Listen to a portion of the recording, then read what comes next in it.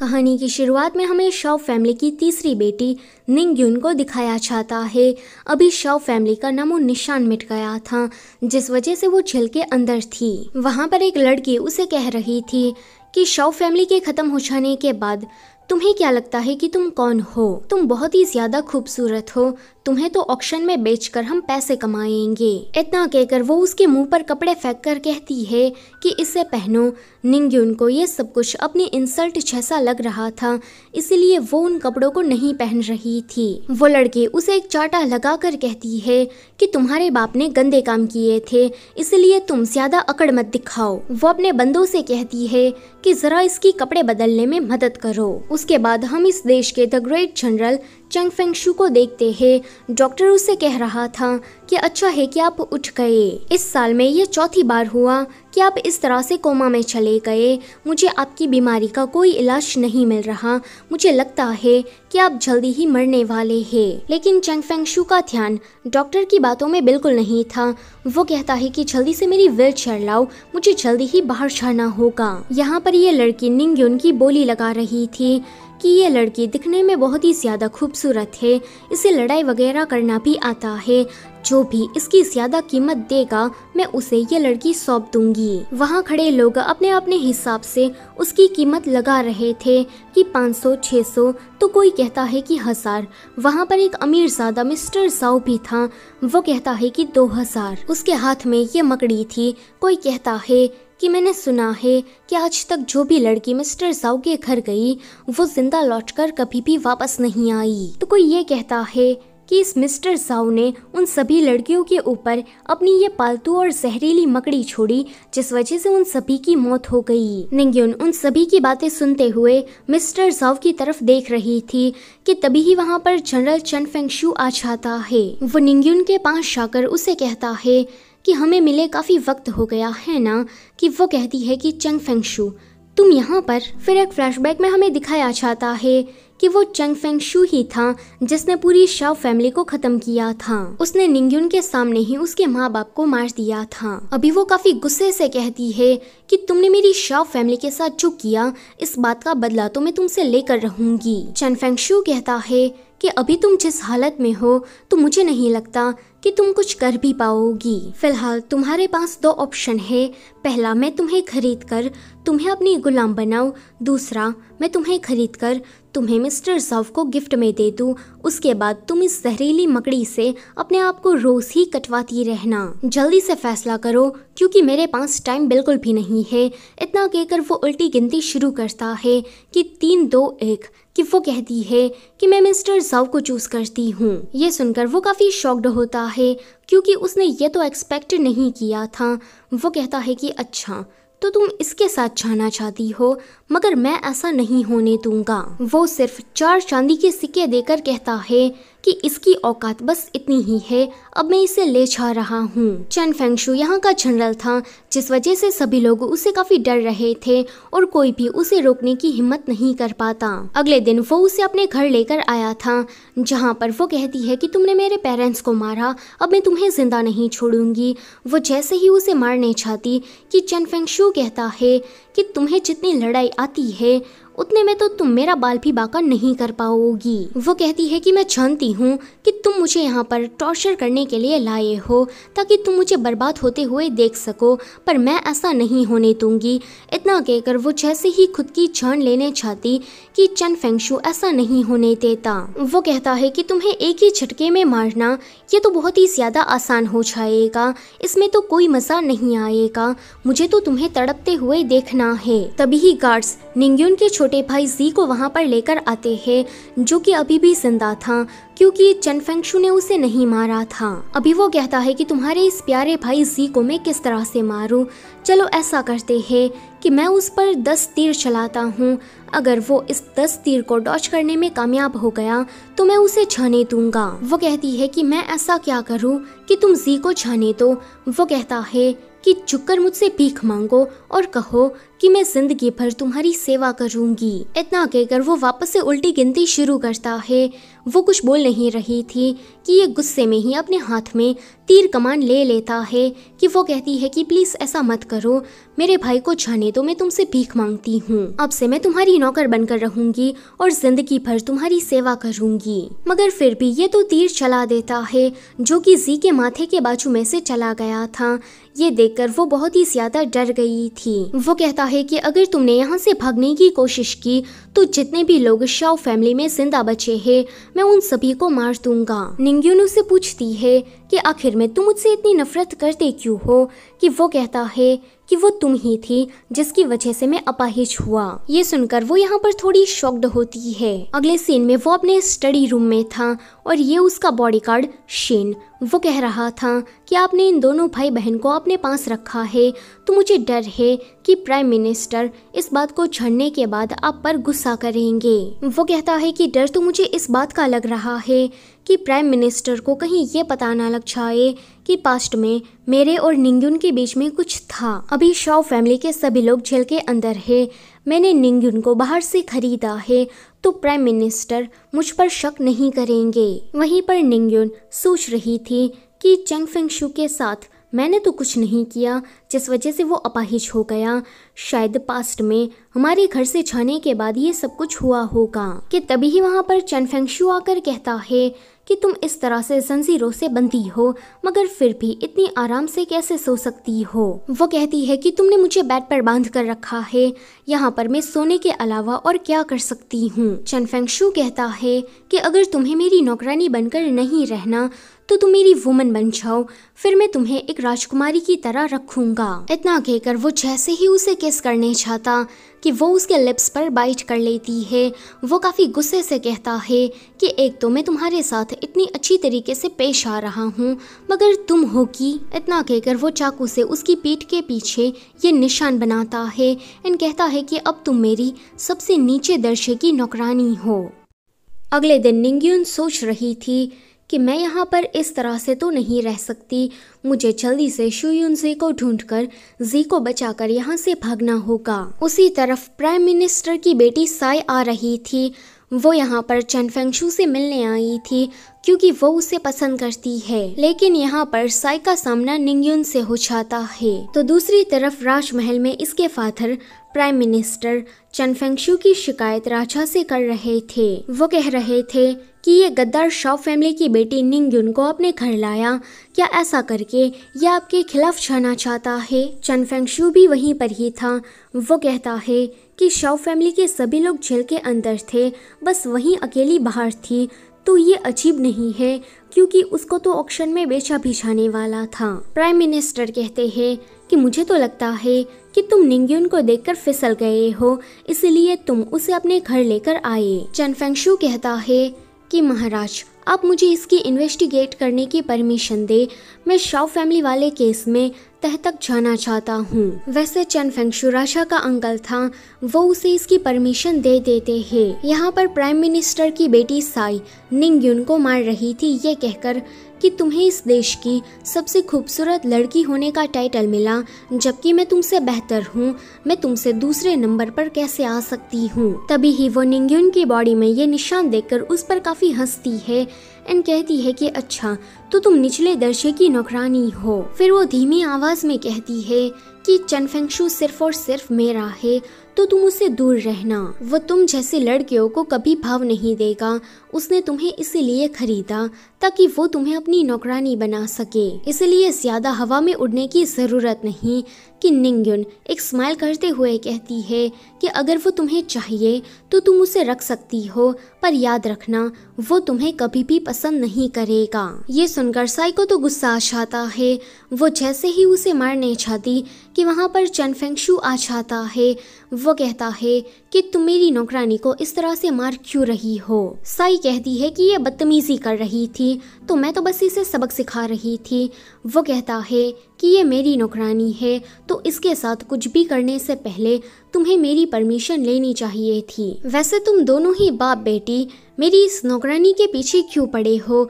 कि वो कहती है कि देखो मैं अपने फादर से अलग हूँ, मैं उसके साथ नहीं, मैं तो बस चाहती हूँ कि तुम इस लड़की को अपने घर में ना रखो, कि चन फेंगशू कहता है कि तुम प्राइम मिनिस्टर की बेटी हो, अभी कुंवारी हो, तो मेरे घर में इस तरह से तुम्हारा घूमना ठीक नहीं, तुम यहाँ से जा सकती हो। आगे वो निंग्युन को अपने रूम में लाकर उसे कहता है कि तुम घुटनों के बल बैठो। जब वो बैठ जाती है कि ये कहता है कि क्या तुम्हारे पर निकल आए हैं जो तुम प्राइम मिनिस्टर की बेटी से जाकर लड़ने लगी? अगर आज उसे कुछ हो जाता तो मुझे प्राइम मिनिस्टर को जवाब देना पड़ता। इतना कहकर वो उसके उस निशान पर दवाई लगा रहा था कि वो हंसते हुए कहती है कि तुमने तो कहा था कि तुम मुझसे नफरत करते हो, फिर तुम मेरी इतनी परवाह क्यों कर रहे हो? वो कहता है कि लगता है कि तुम अपने आप को कुछ ज़्यादा ही महान समझने लगी हो। वो कहती है कि तुमने कहा था कि मैं यहाँ की निचले दर्जे की नौकरानी हूँ, फिर तुमने मुझे इतने अच्छे कपड़े पहनने को क्यों दिए?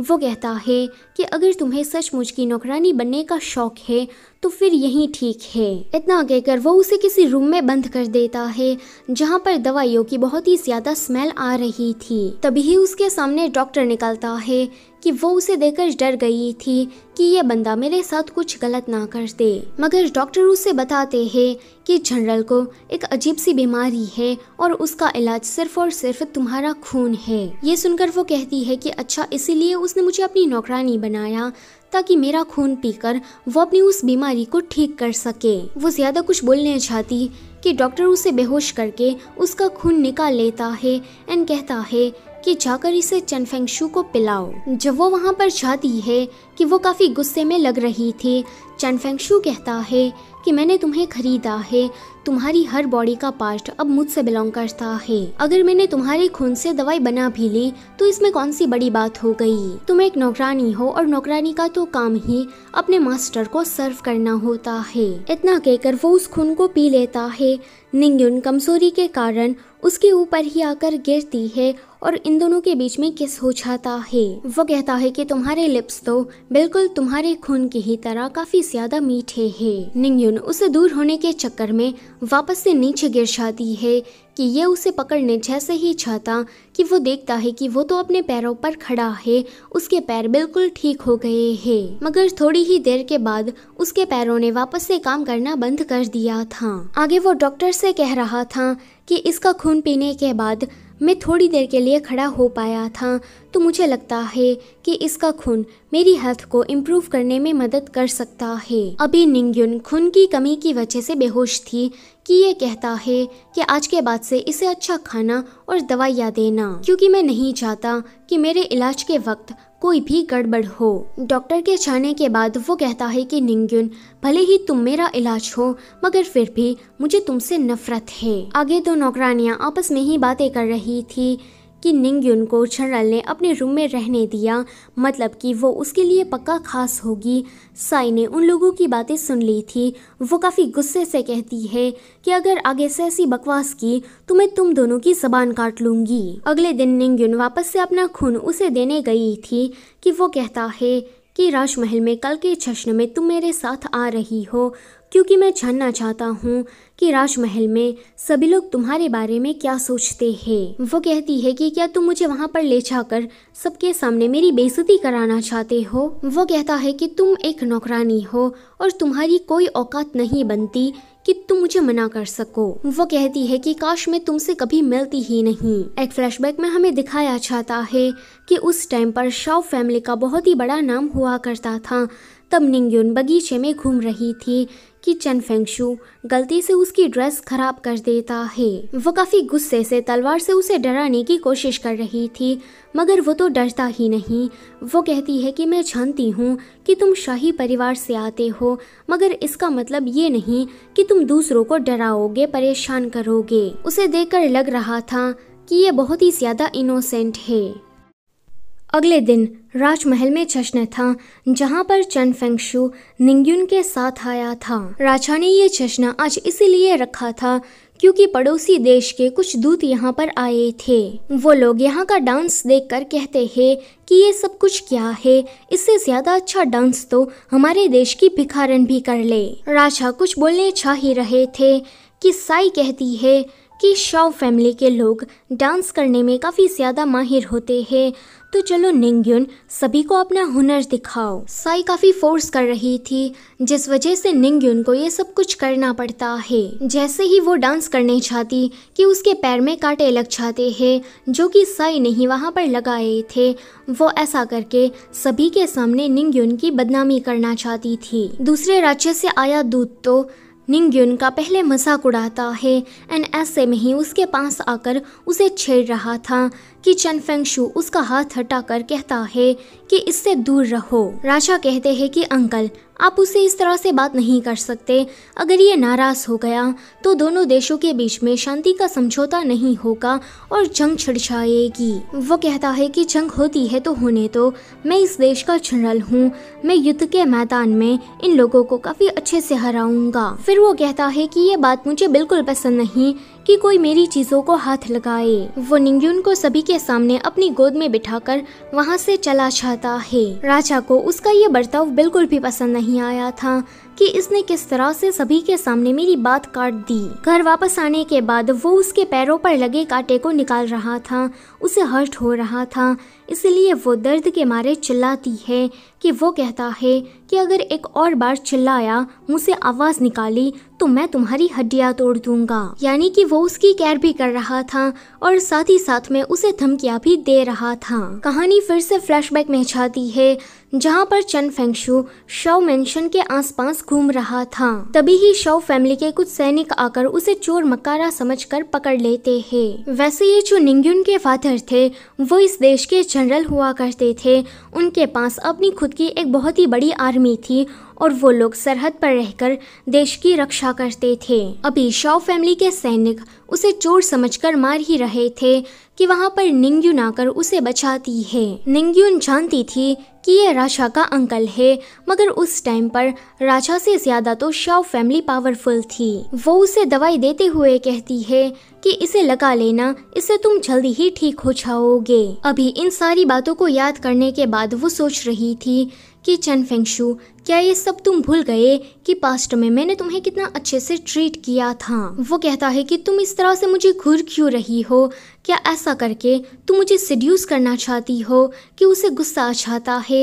एंड वो कहती है कि तुमने ठीक कहा, मैं तुम्हें सिड्यूस ही कर रही थी, क्या तुम पिघल गए। वो कहता है कि उस आदमी ने तुम्हें अपने गंदे हाथों से टच किया था, अब तुम उन्हीं हाथों से मुझे टच मत करो, मुझे ये सब कुछ घिनौना लगता है।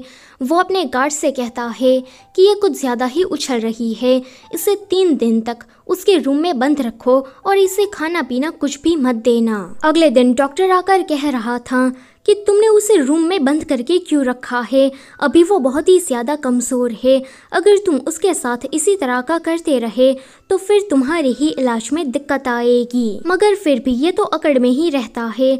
डॉक्टर कहते हैं कि तुम बहुत ही ज़्यादा निर्दयी हो, तुमसे तो बात ही करना बेकार है, मैं जाकर उसे बचाता हूँ। अभी निंगयुन इतनी ज्यादा कड़कती ठंड में कपड़े धो रही थी क्योंकि ये सब चन फेंगशु का ऑर्डर था कि तभी ही उसके पास शाओ फैमिली का वफादार सैनिक युनजे आता है। उसे देखकर वो पूछती है कि मेरा भाई कैसा है, कि वो बताता है कि छोटे मास्टर जी अभी सेफ है और मैं यहाँ पर आपको बचाने आया हूँ। तभी ही किसी के आने की आवाज़ आती है कि युनजे वहाँ से भाग जाता है। ये यहाँ की मेन सर्वेंट लेडी थी। वो कहती है कि अभी अभी तुम किससे बात कर रही थी, क्या तुम्हारा अफेयर चल रहा है, अगर तुम्हें लड़के चाहिए तो फिर मैं तुम्हें देती हूँ।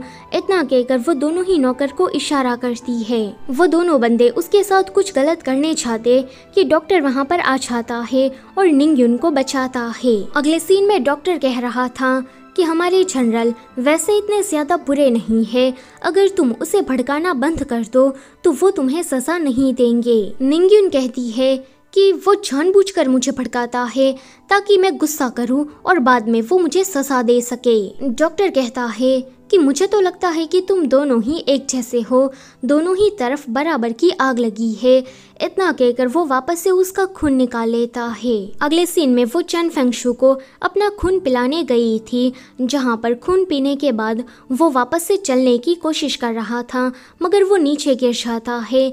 ये देखकर वो उस पर काफी हंसती है। चन फेंगशू कहता है कि मेरी ऐसी हालत तुम्हारी वजह से हुई, तो तुम मेरा मजाक इस तरह से कैसे उड़ा सकती हो। निंग्युन को समझ में नहीं आता कि मैंने इसे कब अपाहिज किया कि वो कहता है कि तुम यहाँ से निकल जाओ, मुझे तुम्हारी शक्ल नहीं देखनी। वो सोचती है कि तुमने ठीक कहा, आज मैं यहाँ से निकल ही जाऊंगी, फिर तुम्हें कभी भी नहीं दिखूंगी। आधी रात जैसी ही होती है कि युनजे उसे लेने आया था।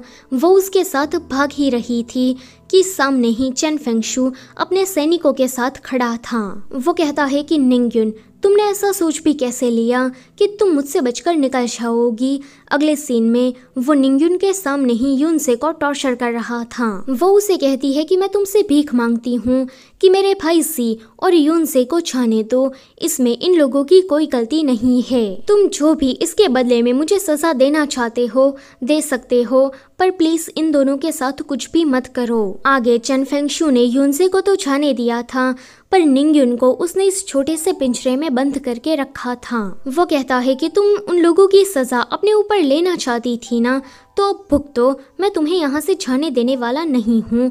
उसने उसका पिंजरा कड़कती धूप के बीचों बीच में रखा था। कहानी फिर से फ्लैशबैक में जाती है, जहाँ पर ये दोनों एक दूसरे से बहुत ही ज्यादा प्यार करने लगे थे। निंग्युन ने ठान लिया था कि वो चन फेंगशू के साथ घर से भाग जाएगी और शादी करेगी। जिस दिन ये लोग भागने वाले थे तो उस दिन वो उसका इंतजार कर रहा था, मगर वो तो आती ही नहीं।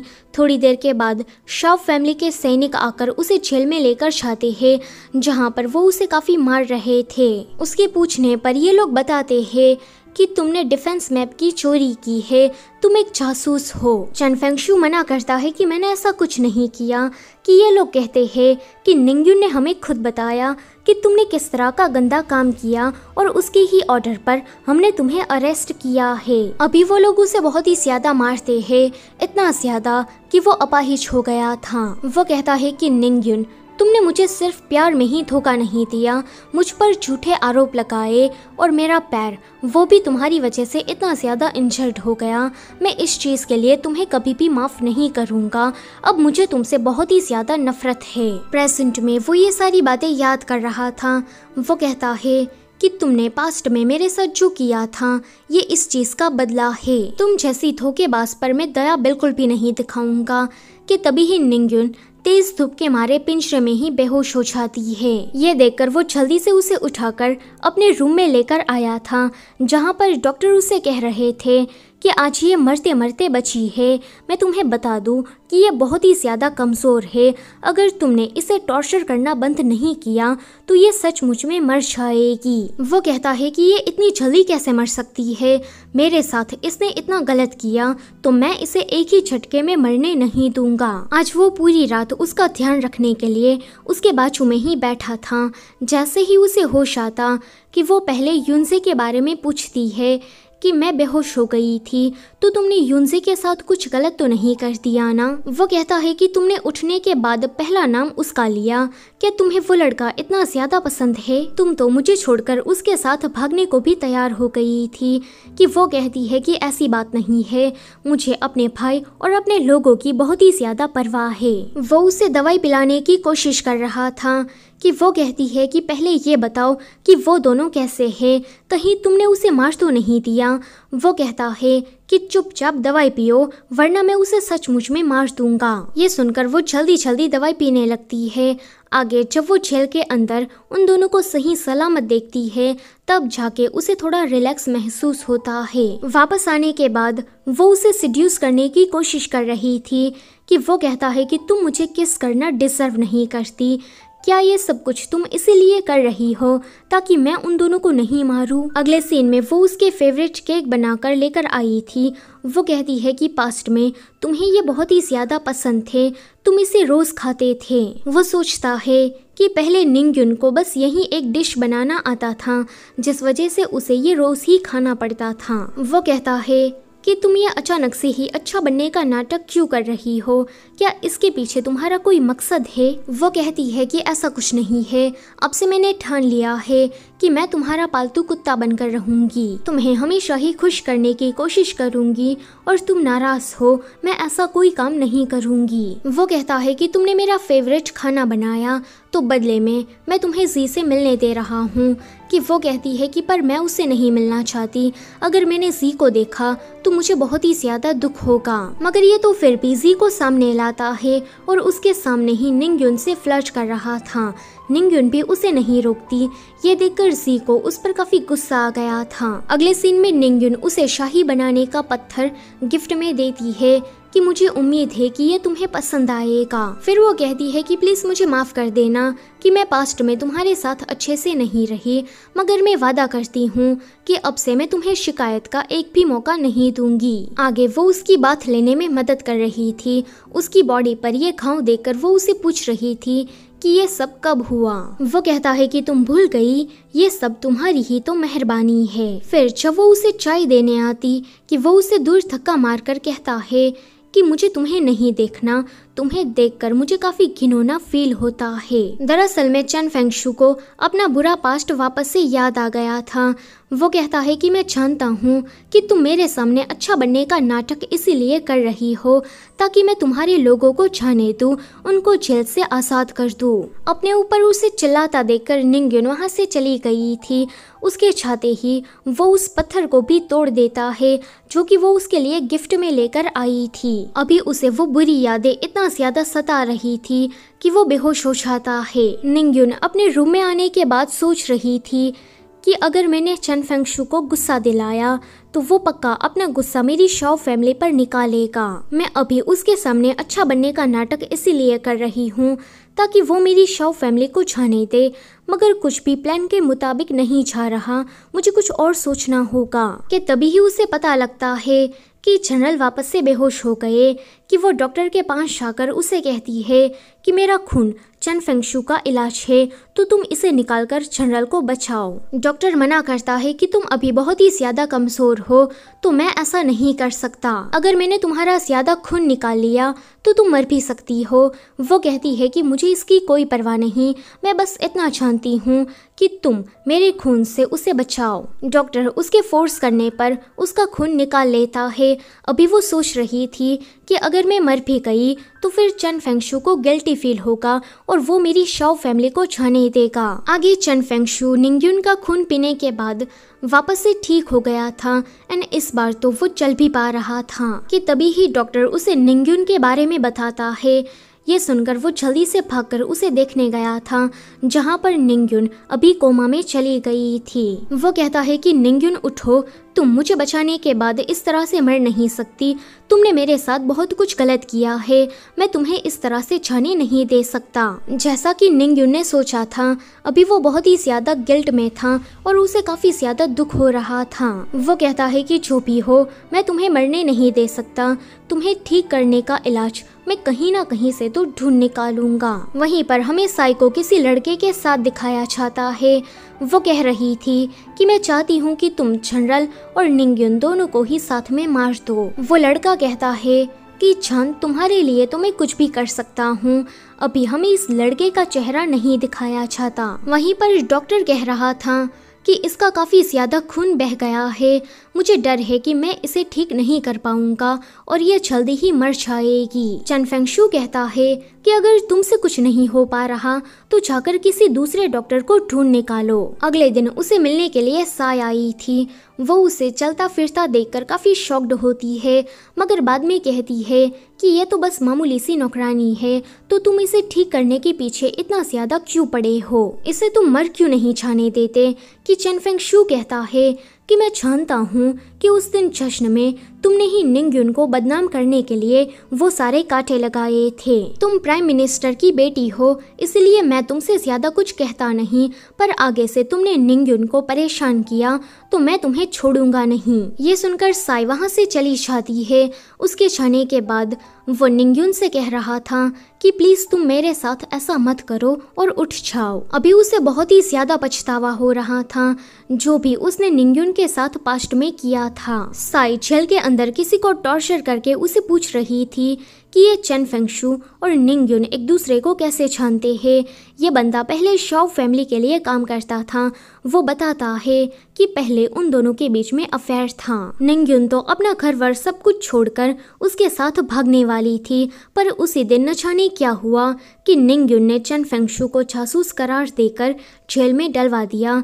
तभी से ही वो दोनों एक दूसरे से काफी नफरत करते हैं। साई कहती है कि अच्छा तो ये चेन फेंगशू निंग युन को पसंद भी करता है और उसे नफरत भी करता है। उसकी कहानी तो बहुत ही ज्यादा इंटरेस्टिंग है, पर फिर वो कहती है कि मैं उन दोनों की कहानी को अंजाम तक नहीं पहुंचने दूंगी। शुरू होने से पहले ही मैं उन दोनों को मार दूंगी। वहीं पर चेन फेंगशू निंग युन को लेकर जुयू पर्वत पर गया था, जहां पर उसके मास्टर रहते हैं। मास्टर निंग युन की हालत देखकर उसे बता रहे थे कि तुम्हें क्या करना है। अगले सीन में वो कल्टीवेशन के जरिए उसे ठीक करने की कोशिश कर रहा था। थोड़ी ही देर में उसे होश आ जाता है, लेकिन अपने कपड़ों को देखकर वो उसे चाटा मार देती है कि तुम ये क्या करने की कोशिश कर रहे थे। वो कहता है कि हम दोनों ने तो पहले भी एक दूसरे को देखा है, तो तुम इतना ज्यादा ओवर रिएक्ट क्यों कर रही हो? वैसे क्या तुम अभी भी मुझे पसंद करती हो?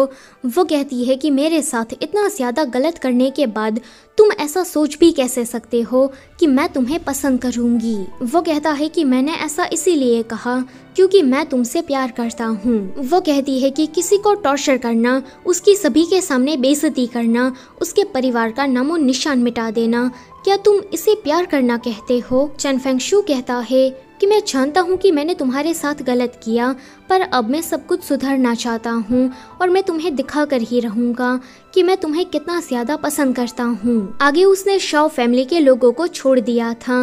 वो कहता है कि मैंने इन लोगों पर से गद्दार और धोखेबाज होने का टाइटल भी हटा दिया है। अब से ये लोग आम आदमी की तरह रह पाएंगे। निंग युन ये देखकर बहुत ही ज्यादा खुश हो गई थी। वो कहता है कि निंग युन तुम्हें जो भी चाहिए वो चीज़ मैं तुम्हें दूंगा, क्या तुम मुझ पर भरोसा करोगी? वो कहती है कि पास्ट में तुमने मेरे साथ काफ़ी कुछ गलत किया है, तो तुम पर भरोसा करना मेरे लिए काफ़ी ज़्यादा मुश्किल है। घर वापस आने के बाद वो सोच रही थी कि मुझे चेन फेंगशू पर बिल्कुल भी भरोसा नहीं, क्या पता वो बस अच्छा बनने का नाटक कर रहा हो एंड बाद में फिर से मुझे टॉर्चर करने लगे। आगे चेन फेंगशू राजा से मिलने गया था। वो कहता है कि अंकल आपके पैर तो बिल्कुल ठीक हो गए। प्राइम मिनिस्टर भी वहीं पर ही था।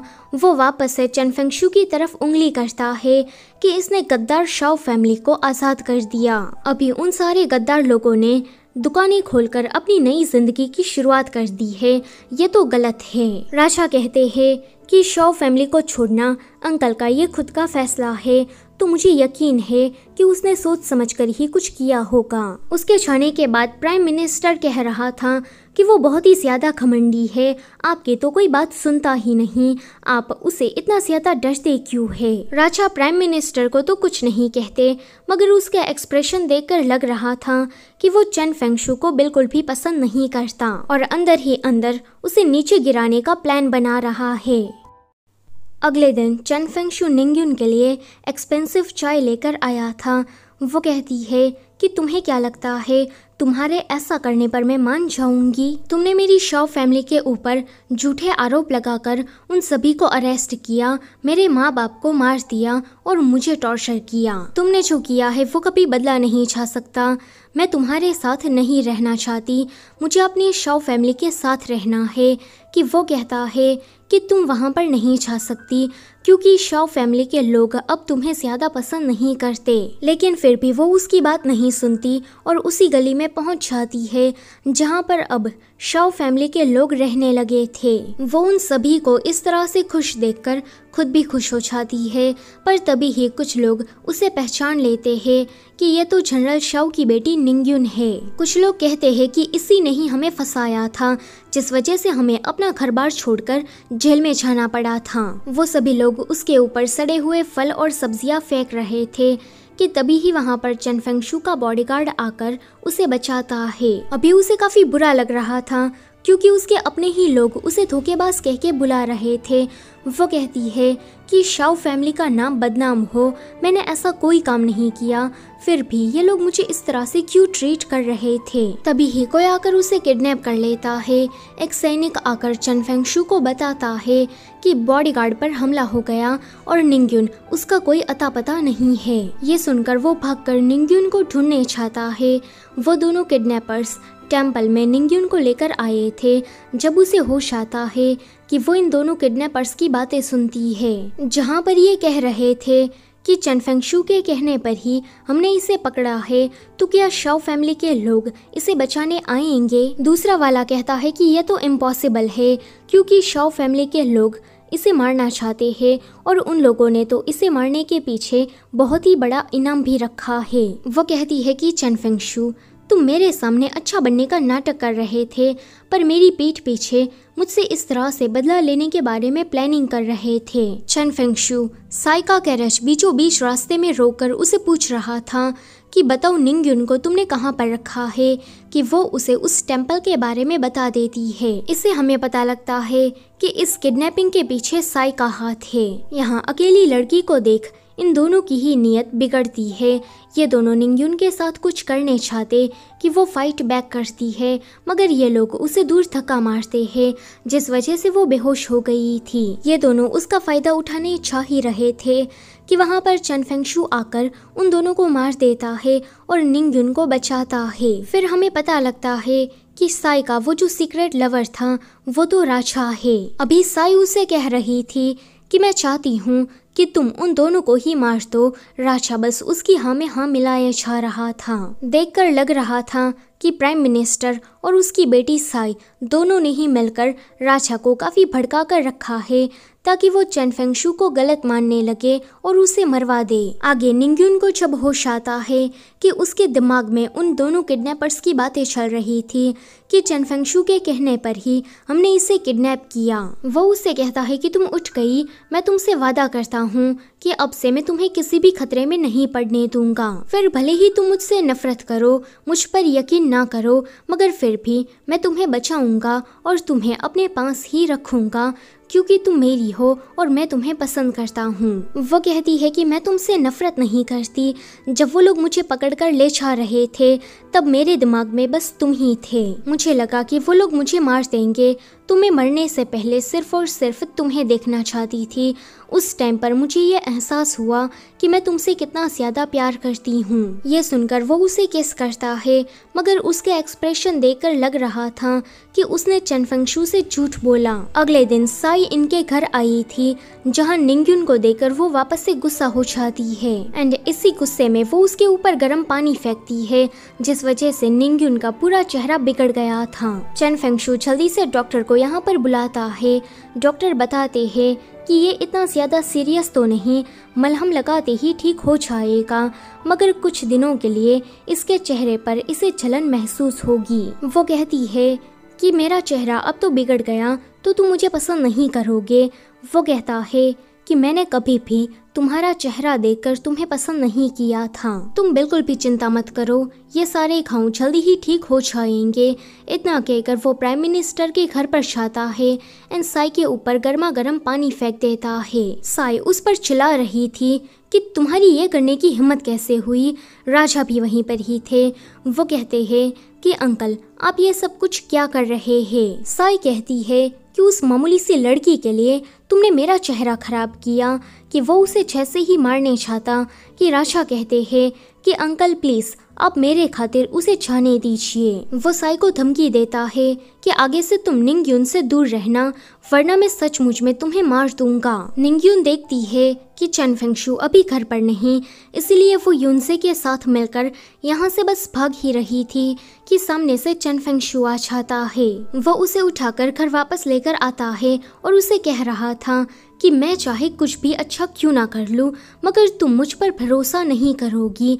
जैसे ही तुम्हारा चेहरा ठीक होगा कि मैं तुमसे शादी कर लूंगा। वो कहती है कि तुमसे शादी करने से अच्छा तो मैं मरना पसंद करूंगी।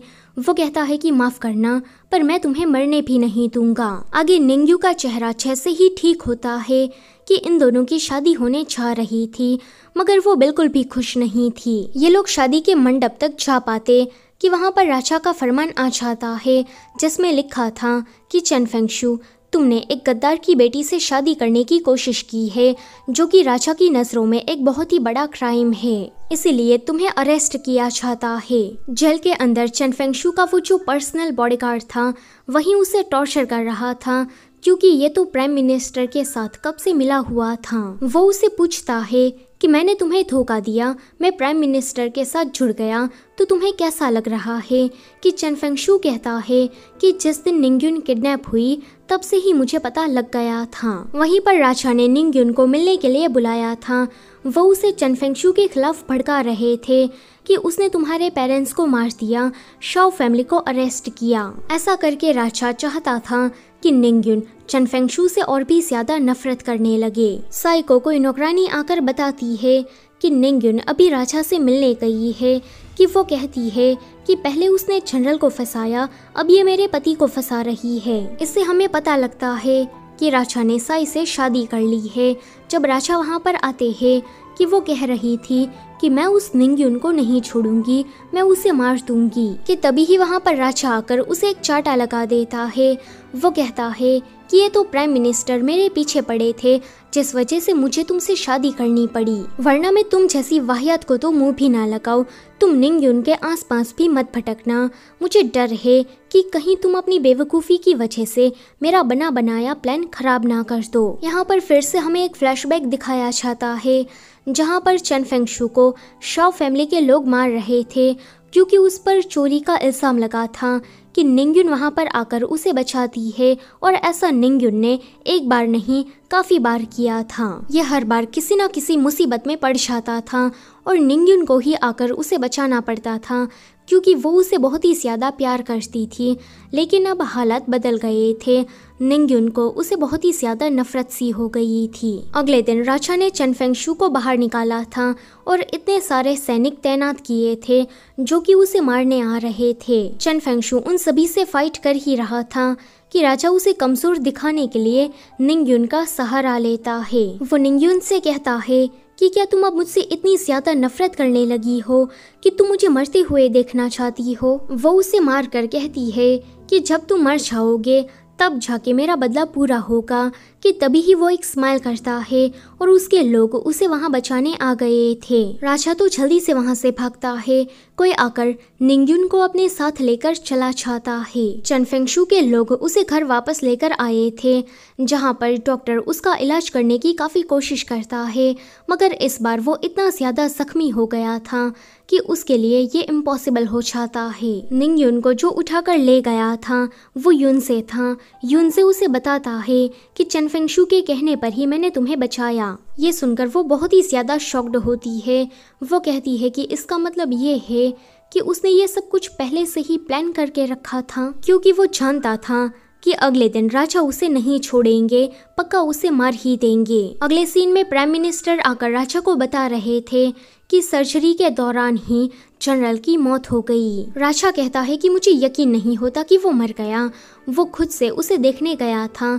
चन फेंगशु की लाश को देखकर वो कहता है कि मुझे तो खुश होना चाहिए, मगर मैं खुश नहीं हूँ। वो ऑर्डर देता है कि चन फेंगशु की लाश को काफी सम्मान के साथ दफनाया जाए। जब उसका अंतिम संस्कार होने जा रहा था कि निंगयुन भी दूर से ये सब कुछ देख रही थी। वो कहती है कि चन फेंगशु ने मेरे साथ बहुत गलत किया, मगर जब ये मरा तो मुझे बहुत ही ज्यादा बुरा लग रहा है। कि तभी ही अचानक से वो बेहोश हो जाती है। अगले सीन में यून से डॉक्टर को धमकाकर यहाँ पर लेकर आता है। डॉक्टर कहते हैं कि देखो, तलवार से इस तरह से तुम मुझे डराओ मत, मैं फिर भी इसे बचाऊंगा, क्योंकि जनरल इसे काफ़ी पसंद करते थे। थोड़ी देर के बाद वो बताते हैं कि लगता है कि इसके अंदर कोई जंगल का जहरीला कीड़ा घुस गया है, इसे ठीक होने में कुछ दिन लगेंगे। जब वो बेहोश थी कि उसे चन फेंगशु के बारे में ही सपने आ रहे थे।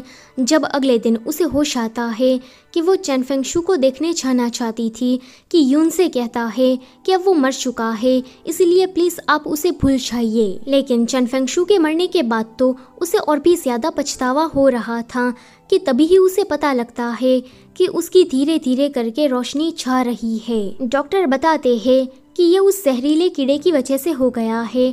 वो जल्दी से यूनसे को पहाड़ों में जड़ी बूटी लाने भेज देते हैं। पीछे से चन फेंगशू उसका ध्यान रखने आया था। तब हमें पता लगता है कि ये तो जिंदा है। निंगयुन पूछती है कि तुम कौन हो और यूनसे कहाँ पर है। वो कुछ बोल नहीं रहा था कि वो कहती है कि मैं समझ गई, तुम गूंगे हो ना। आगे से रोज ही ऐसा चलने लगा था। वो यूनसे के चाहते ही उसका ध्यान रखने आ जाता था और निंगयुन उसे ऐसे ही बातें किया करती थी। कुछ दिनों के बाद डॉक्टर उस जहरीले कीड़े को उसकी बॉडी में से निकाल देते हैं, जिस वजह से उसकी आंखों की रोशनी अब वापस आ गई थी। वो पूछती है कि अभी तक जो लड़का मेरा ध्यान रखते हुए आ रहा था वो कहाँ गया। यूनसे को तो इसका कोई आइडिया नहीं था। डॉक्टर कहते हैं कि वो लड़का वो तो बस पहाड़ों में घूमने आया था, जो कि अब जा चुका है। ये सुनकर वो बहुत ही ज्यादा अपसेट हो जाती है। आगे वो बाहर जुगनू देखने गई थी, जहाँ पर नदी के पास ही उसकी मुलाकात चन फेंगशू से हो जाती है। वो उसे देखकर कहती है कि मुझे लग ही रहा था कि तुम जिंदा हो, और मुझे ये भी पता था कि जब मेरी आंखें खराब थी तब तुम ही मेरा ध्यान रखने आते थे। पर फिर वो उसके सफेद बालों को देखकर पूछती है कि क्या तुम अभी भी बहुत ही ज्यादा बीमार हो, जिस वजह से तुम्हारे बाल ऐसे हो गए। चन फेंगशू बताता है कि राजा ने जो उस पर हमला किया था उसमें उसे काफी चोट लग गई थी और उसका इलाज करने के दौरान ही उसके बाल सफेद हो गए। आगे वो उसे घर वापस लेकर आती है, जहाँ पर वो उसकी दवाई लगाने में मदद कर रही थी। कि पूछती है कि वैसे तुम्हें ये सारे घाव कब लगे, क्योंकि ये सारे तो काफी पुराने लगते हैं। वो कहता है कि तुम नाटक करना बंद करो, जैसे कि तुम्हें कुछ भी पता ना हो। तुमने ही ऑर्डर दिया था, जिस वजह से मेरी ऐसी हालत हो गई थी। निंगयुन काफी शॉक्ड होती है कि मैंने तो ऐसा कुछ नहीं किया था। वो जल्दी से बाहर आकर यूनसे से इसके बारे में पूछती है कि ये सब कुछ क्या है। यूनसे कहता है कि जहाँ तक शाओ फैमिली से मैंने सुना तो मुझे बस इतना ही पता है कि वो आप ही थी जिसने कहा था कि इसने डिफेंस मैप की चोरी की और ये यहाँ पर शाओ फैमिली की मिलिट्री की स्ट्रेटेजी जानने आया है। फिर इसे जासूस करार देकर जेल के अंदर बहुत ही ज्यादा टॉर्चर किया गया। वो कहती है कि पर मैंने तो ऐसा कोई ऑर्डर नहीं दिया था। मुझे बस इतना पता है कि जिस दिन मैं चन फेंगशू के साथ भागने वाली थी उसी दिन मैं बीमार पड़ गई और 1 महीने के बाद मुझे होश आया। फिर वो कहती है कि वो नौकर चूशू, मुझे लगता है कि उसी ने ही कुछ किया होगा। आगे फ्लैशबैक में हमें दिखाया जाता है कि जासूस करार मिलने के बाद 1 महीने तक वो इसी जेल में रहा। उसके बाद उसका पर्सनल बॉडीगार्ड आकर उसे बचा लेता है। जब वो कैपिटल आता है कि वहाँ पर प्राइम मिनिस्टर शाओ फैमिली के खिलाफ झूठे और बेबुनियादी सबूत दिखाकर राजा से कह रहे थे कि वो आपसे बगावत करके आपकी राजगद्दी छीनना चाहते हैं। हम सभी को पता है कि अब ये शाओ फैमिली कितनी ज्यादा पावरफुल है, तो मुझे लग ही रहा था कि वो लोग अपनी इस पावर का गलत फायदा जरूर उठाएंगे। राजा सारे सबूतों को देखने के बाद कहते हैं कि अंकल मैं चाहता हूँ कि आप इस मामले को हैंडल करें। ये सुनकर तो चन फेंगशू को शाओ फैमिली के साथ बदला लेने का एक मौका मिल जाता है। प्रेजेंट में ये दोनों ही उस नौकर चूचू को ढूंढकर उसे किसी गुफा में लेकर आते हैं, जहाँ पर वो उसे पूछ रहे थे कि पास्ट में क्या हुआ था। वो बताता है कि जिस दिन तुम दोनों यहाँ से भागने वाले थे तो जनरल शाओ को इसके बारे में पता लग गया था। जनरल शाओ नहीं चाहते थे कि उसकी बेटी चन फेंगशू जैसे कमजोर से लड़के के साथ भाग जाए, इसलिए वो उसे बेहोश करा देते हैं। चूशू बताता है कि मैंने इस पर ऐसी बेहोशी का पाउडर यूज किया जिस वजह से वो 1 महीने तक उठ नहीं पाएगी। जनरल शाओ ने फिर चन फेंगशू के ऊपर झूठे आरोप लगाकर उसे जेल में डलवा दिया। फिर ये कहता है कि 1 महीने तक निंगयुन ने तो कोई ऑर्डर नहीं दिया था, मगर वही सारे ऑर्डर्स दे रहा था निंगयुन के नाम पर कि वो लोग उसे जेल के अंदर मारे। ये सुनकर इन दोनों को ही इस नौकर चूशू पर गुस्सा आता है। आगे इन दोनों के बीच में सारी गलतफहमी दूर हो गई थी। निंगयुन समझ गई थी कि कहीं ना कहीं इसमें उसके पेरेंट्स की भी थोड़ी गलती है। चन फेंगशू उसे तुरंत माफी मांगता है कि उस गलतफहमी के कारण मुझे लगा कि ये सब कुछ तुमने करवाया है, प्लीज मुझे माफ कर दो। क्योंकि इसकी वजह से मैंने तुम्हें काफी ज्यादा परेशान किया। वो उसे माफ कर देती है। फिर वो उसे प्राइम मिनिस्टर के बारे में बता रहा था कि उसी ने ही शाओ फैमिली को फंसाया था। वहीं पर राजमहल में कोई आकर राजा के सामने प्राइम मिनिस्टर का सारा काला चिट्ठा बता रहा था। राजा काफी गुस्से से कहते हैं कि उसने मेरे छोटे होने का फायदा उठाया और वो अभी तक मुझे अपने इशारों पर नचाता आ रहा था। तभी ही हम उस बंदे का चेहरा देखते हैं जो कि चन फेंगशू का बॉडीगार्ड था। वैसे ये बंदा ना तो चन फेंगशू की साइड था और न ही प्राइम मिनिस्टर की। ये बस अपने तरीके से सच्चाई का साथ दे रहा था। प्राइम मिनिस्टर का काला चिट्ठा राजा के सामने आने के बाद वो अपना घरवर छोड़कर भेस बदलकर जंगल की तरफ भाग गया था, जहां जंगल में उसकी मुलाकात इन दोनों से होती है। वो कहता है कि चन फेंगशू, क्या तुम अभी भी जिंदा हो? चन फेंगशू शाओ फैमिली के बारे में उसे कुछ पूछना चाहता था कि कोई थर्ड पार्टी का हमलावर आकर उसे मारकर चला जाता है। शायद प्राइम मिनिस्टर ने उन लोगों के साथ भी कुछ गलत किया होगा, इसलिए इन लोगों ने उसे मार दिया। चन फेंगशू उसे कह रहा था कि मुझे लगता है कि राजा को पता लग गया है कि मैं अभी भी जिंदा हूँ। हमें वापस कैपिटल जाना होगा, मगर उससे पहले हमें इन दोनों के थोड़े बहुत रोमांटिक सीन दिखाए जाते हैं। वहीं राजमहल में राजा साई के ऊपर काफी गुस्सा कर रहा था कि मैं तो बस नाम का राजा हूँ, असली हुकूमत तो तुम दोनों कर रहे थे। तुम दोनों बाप बेटी ने मिलकर मुझे क्या उल्लू बनाया है। तुम्हारा बाप तो मर गया, अब तुम्हारी बारी है। इतना कहकर वो वहाँ चाकू रखकर चला जाता है।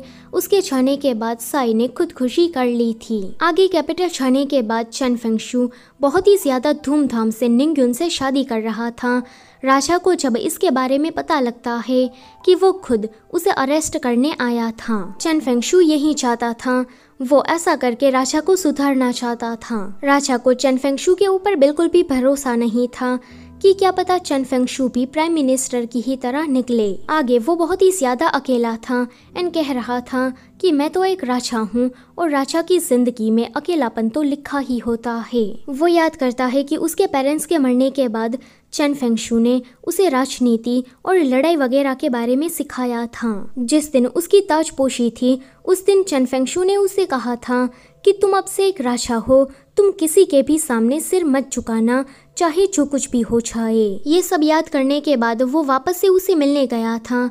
चन फेंगशू उसे कहता है कि लगता है कि तुम्हें सब रियलाइज हो गया है। तुम जानते हो कि प्राइम मिनिस्टर के भड़काने पर तुम इतनी आसानी से क्यों भड़क गए, क्योंकि तुम्हारे अंदर सेल्फ कॉन्फिडेंस की कमी थी। तुमने अपनी ही काबिलियत पर शक किया और मुझे मारने की कोशिश की। राजा कुछ बोलने चाहते कि चन फेंगशू कहता है कि मुझे मिलिट्री की पावर नहीं चाहिए, मैं बस निंगयुन के साथ शांति से अपनी जिंदगी बिताना चाहता हूँ। राजा कहते हैं कि अंकल, क्या आप सचमुच में एक लड़की के लिए सब कुछ छोड़ना चाहते हैं? आप चाहे तो आप पहले की ही तरह ऐसा जनरल काम कर सकते हैं। लेकिन फिर भी चन फेंगशू मना कर देता है। राजा कहते हैं कि अगर तुम्हारा यही फैसला है तो फिर ठीक है। आगे ये दोनों कैपिटल छोड़कर जा रहे थे, जहाँ पर निंगयुन उसे कह रही थी कि तुमने तो अपना पैसा, पावर, पोजीशन सब कुछ मेरे लिए छोड़ दिया, मुझे लगता है कि बाद में तुम्हें पछतावा होगा। चन फेंगशू कहता है कि हम दोनों जिस दिन भागने वाले थे, क्या उसी दिन हमने प्लान नहीं बनाया था